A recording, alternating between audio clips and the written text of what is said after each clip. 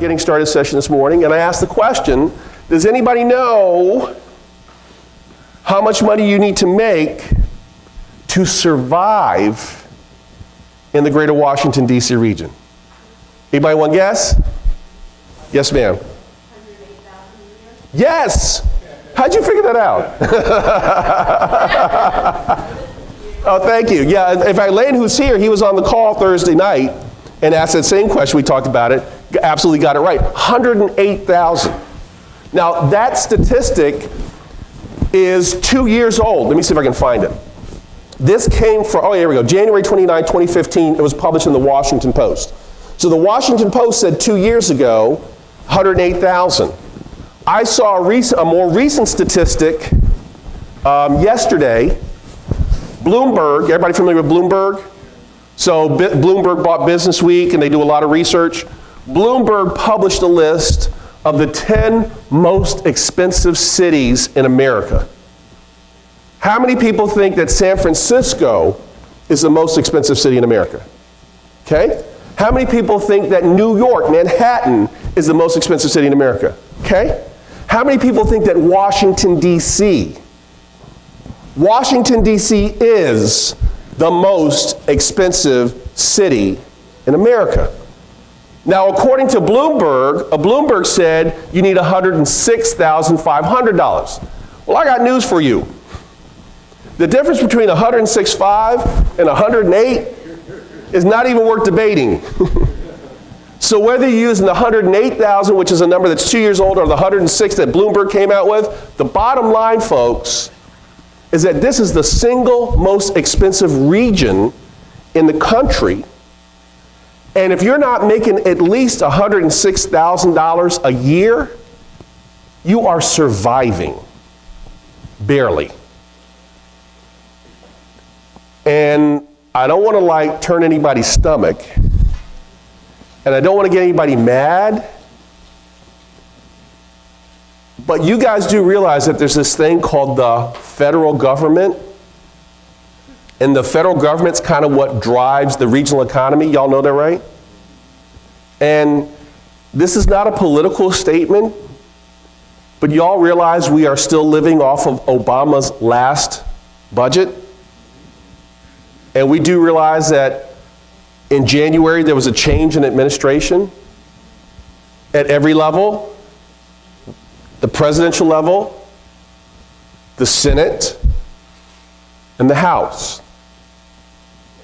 And in the not too distant future, there'll be a dramatic change because there'll be one more person appointed to the Supreme Court, if not two. And so while the past 8 years has been all about gridlock, because you had a Democrat in the White House, you had Democrats controlling the Senate, and then later on, Republicans controlling the Senate, and early on, Democrats controlling the House, and then later on, Republicans controlling the House, you understand there's no more gridlock. I'm sorry, anybody out there live in Washington, D.C.? When I say I don't mean necessarily in the city, I mean live around here. Have jobs around here. Somehow, some way, your job, somehow, some way, is influenced by what the federal government decides to do. We got any federal government workers in here? We got any federal government contractors in here? We got anybody who does business with federal government workers or federal government contractors? That's pretty much every hand ought to be up. We no longer have gridlock in Washington, guys. What we have is a Republican-controlled House, a Republican-controlled Senate, and a Republican-controlled Donald Trump White House. And they've all said pretty much the same thing. In the next budget, anybody know when the federal budget comes out? October. That's just around the corner.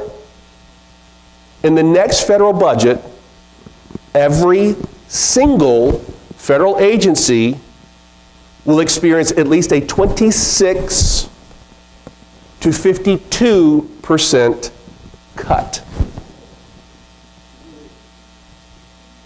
Every single agency. With the exception of parts of DOD, not all of DOD, parts of. Specifically, Donald Trump has said he wants to increase the number of battleships and aircraft carriers to the tune of $100 billion. So Norfolk Tidewater is looking like going to have some really good times for the next few years. My point in telling you that is not necessarily to scare you. Although if you're a federal government worker or a federal government contractor, especially a federal government contractor, you better be very scared.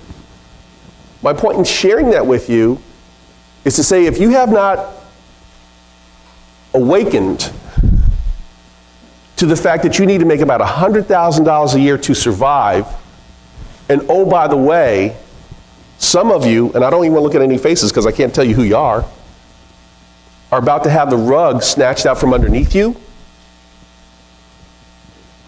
Anybody know what happens to you when you're in your 40s, 50s, and you get laid off these days? Typically, you're out of work for about 6 months to a year, and then if you do take a job, you're taking a job for 30% less. So I don't know where you guys are individually, financially, but can I just share one little thing with you? If you are not strategically planning for how you're going to make an extra $20,000 to $50,000 outside of your job, because even if you do manage to keep your job, try walking to your boss's office and asking for a raise. Exactly. They'd be sitting there going, you do realize we just laid off 10 people. You just realize we just shut down a whole division.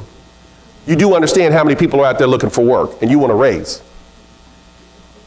So as tough as it is to survive on less than $100,000 a year in Washington, for some folks, hopefully nobody in this room, but considering the number of people who are either work for the federal government, are federal government contractors, or rely upon the federal government, there's some tough times ahead if that is your only source of income.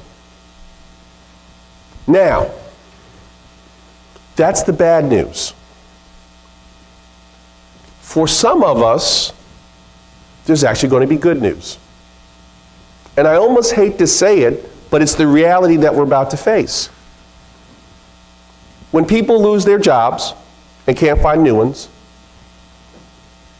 what happens? Within 6 months, they lose their house. And I would not be surprised at all if there isn't a surge in foreclosures about this time next year. Now, I don't wish that on anybody, but I got news for you.